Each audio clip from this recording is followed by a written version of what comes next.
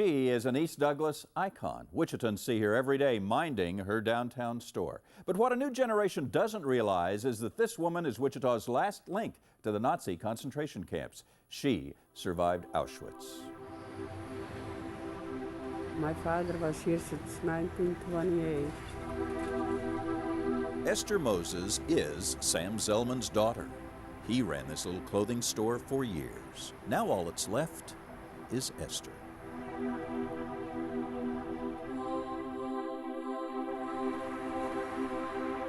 She is a fixture along East Douglas.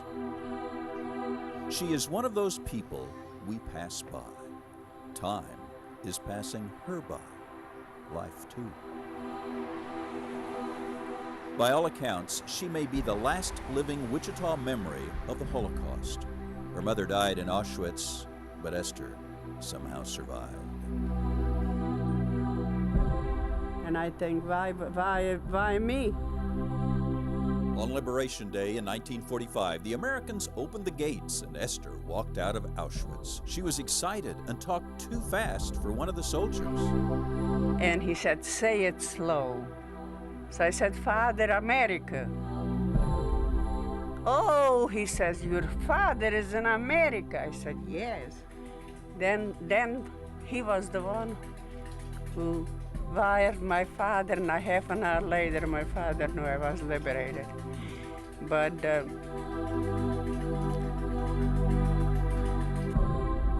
so long ago, so many memories.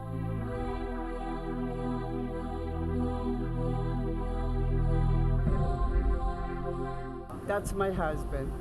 In one of the liberation camps, she met a man who would be her husband, Herbert Moses, also a concentration camp survivor. He died in '91. Now in her 80s, she tends to the store daily, never selling much, but that's not the point. It's a place to go. I have to. Look, I don't play cards.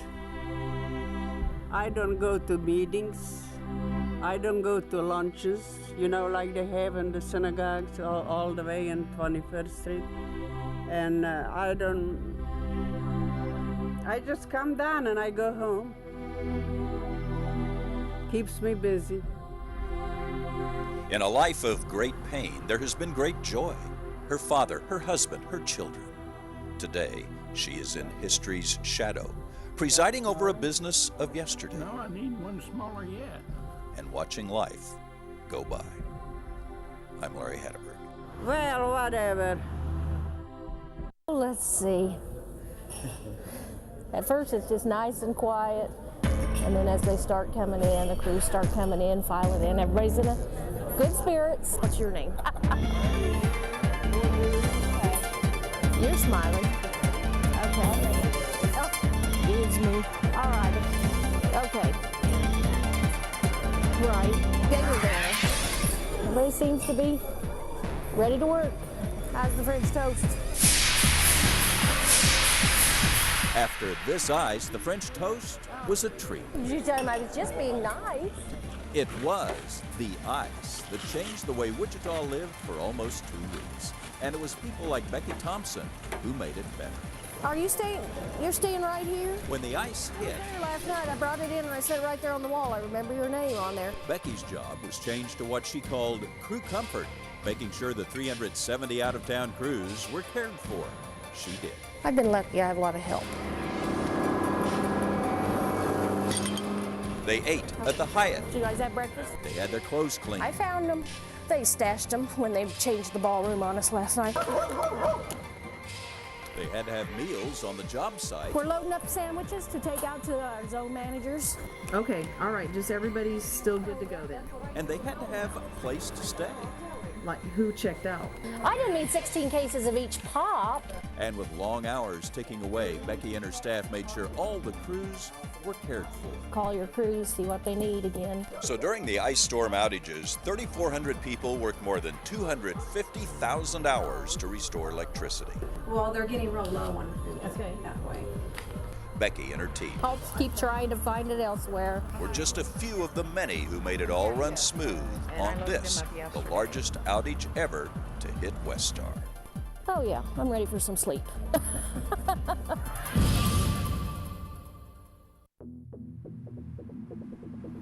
While the reporter is waiting for the live truck, she is doing what reporters do.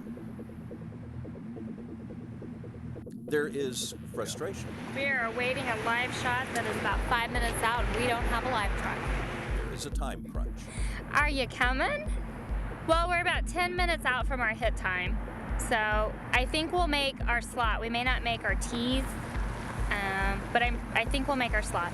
We're right at the quarter, yeah, and there's like a big screen that's advertising for tickets available, so I want to see that, okay?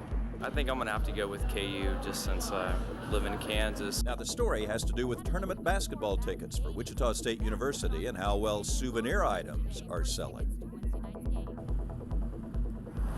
He's tuning in. I have IFB. All right, thanks, ma'am. Bye. Time takes away. And what they don't have time to think about is lighting.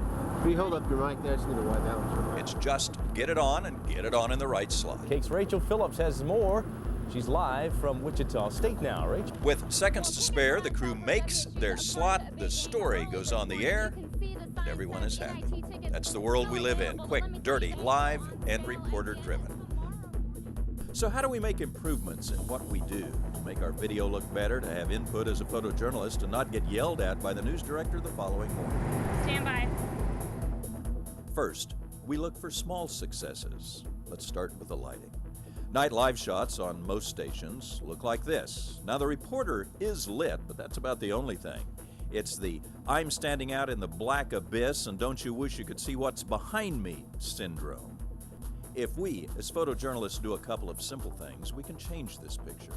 First, because at night we seldom have time to light backgrounds, then let's expose for the background first. That's probably putting the iris wide open, perhaps even giving it more gain. We light the reporter at the same level as the background. In most cases, that means pulling the lights way back, or feathering the lights as we're doing here. Now remember, we're not touching the iris. We are changing exposure with our feet. Again, either by moving the lights back or feathering them to balance the light between the background and the reporter. Remember, this is the old way, lighting the reporter and forgetting the background. This is reversing it, exposing for the background first, then lighting the reporter. Police are on the scene and we are waiting for an update from them. Now, we're not sure at this point exactly how much cash was stolen, but fortunately, no one was injured. On another shoot, the reporter is lit and the background goes black. Then, using the same technique, lights in this case are moved back to equalize the background exposure with the reporter in the foreground. Remember, we're not moving the iris, just our feet.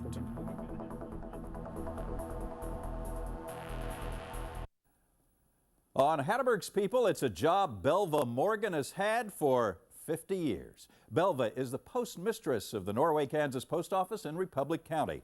On a sunny day, I paid a visit.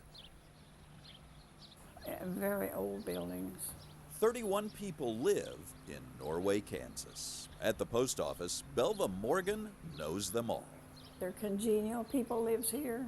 Well, I just am in love with them. For 50 years, she has been the postmistress in this tiny community in Republic County. At 88, she is still working. And I've got to know the people. I've got to miss them when they're gone. Like any post office, there are the usual things, pictures of folks they don't want in their community, and a notice that juicy Colorado peaches have arrived. You learn to like people, you learn to love people.